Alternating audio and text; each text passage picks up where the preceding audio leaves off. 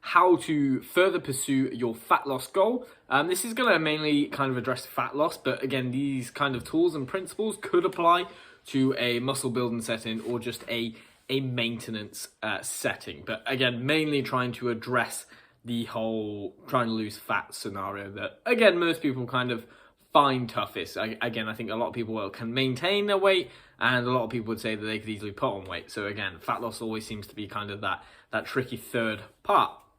So what tools should we kind of use, and what strategies should we implement to further push fat loss? Obviously, the common thing people might say is obviously move more, eat less, which again is a great, I don't want to say great point. It's a good point, but doesn't mean it's the right point, because again, it's going to apply differently to kind of different people's environmental settings right now as such, or kind of the setting they've created for themselves, not necessarily environmental.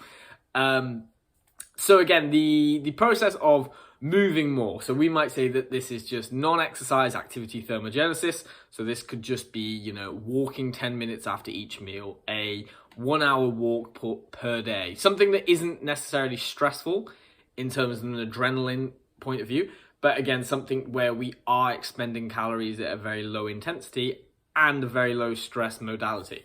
So walking more is a perfect way to further push fat loss. If you are currently doing 8K steps per day, you suddenly go up to 10 or 12K steps per day, you are further creating a greater energy demand. If you don't change your calorie intake, but simply just up steps, then you will likely see an increase in, obviously, overall fat loss. When should we perhaps train more? And this is a very, very tricky one, because again, it definitely applies to individuals that aren't training enough. And this 100% doesn't apply to people that already have a bad recovery kind of setting. So if you're currently training 5 days a week and you find yourself a little bit beaten up, you really need those rest days because you feel so beaten up, it's actually causing you to eat a little bit more. You don't want to kind of do any more training. You don't want to increase your overall training volume, right? That you're not this person that this would apply to. You simply just would have to look at other means such as reducing calories. If you're someone who has pretty good recovery right now, maybe train 3 to 4 times per week in the weight room or, home workouts as such right now. And then you think to yourself, you know what? My muscles aren't too sore. I feel good. I'm not like beaten up when I wake up each morning. I could probably push for another session. Then definitely hit another session. Again, if your recovery is good right now, trial increasing your overall kind of weekly workout volume. And if you can still manage your recovery and still get decent night's sleep, nutrition is still in check, you're not kind of finding yourself overeating because of the overtraining, then definitely increase the amount of training you do per week.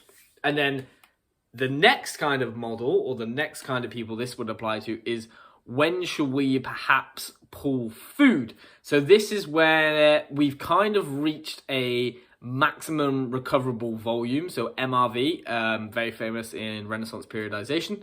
So check that out if you haven't already.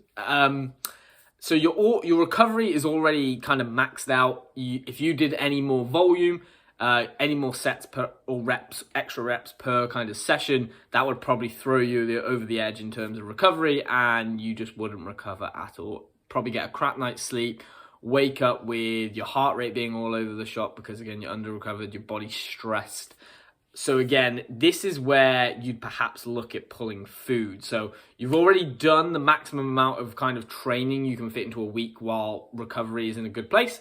You're maxed out on kind of your steps, so you don't really want to walk anymore. You're doing, say, 15K per day. So maximum amount of training you can handle, maximum amount of steps you actually can be bothered to do during the day. This now comes down to a point of, okay, then we'd have to look at pulling kind of overall calories down. So obviously we don't want to be pulling calories from protein.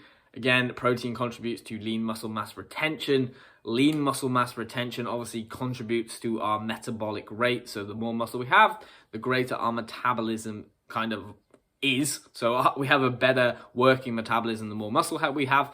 So again, if you've maxed out your steps and maxed out your training, we now need to look at just pulling calories from either carbs or fats.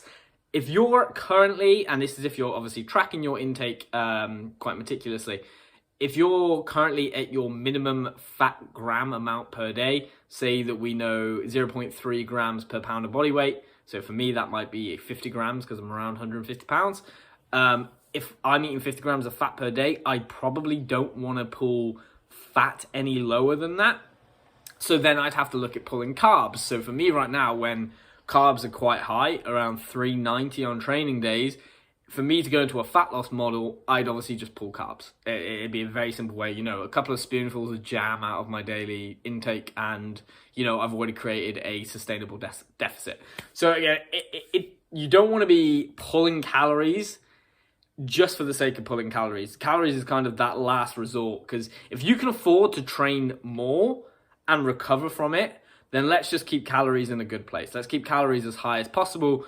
Keeping calories as high as possible is going to obviously contribute to lean muscle mass retention. Again, lean muscle mass retention will obviously keep our metabolism high.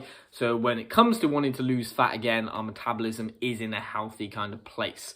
So it really depends on kind of who you are, depends on kind of which direction you need to take in order to further, increase your fat loss model. Because if you're currently, training 4 times a week, and this comes to kind of the last one, is if you're currently training 4 times per week, you're eating a good amount of food that you're kind of comfortable with, you're not too hungry, but you're only doing 6K steps per day, you could just go, wow, I could probably go up to 10 or 12, couldn't I, if I really tried? All you'd have to do is go up to 10 or 12, keep food the same, keep training the same, and then you'd see more fat loss. Then you could look at training. Could I train a bit more? Yeah, okay, I could probably do like an extra, 15 minutes of low intensity cardio per day. Okay, I've increased my expenditure. Now I've maxed out my training, and then you'd look at calories. So calories and kind of reducing them for fat loss for me is more of a last resort thing, because if I can train more or walk more, I'd rather do that and keep food as high as possible before obviously pulling calories down. So I hope that helps for anyone who's kind of in their mind like, should I eat less, train more, walk more all at once? No. Do one, then do the other, then do the other if you have to. But if you can get away with really high calories for your whole fat loss phase because you're just training really hard and walking a lot, then just do that. There's no need to pull food for the sake of pulling food. I've been Coach Jordan. This has been all about fat loss, calories, training, and, non-exercise activity thermogenesis. I hope you enjoyed the video, and I shall see you in the next one. Bye!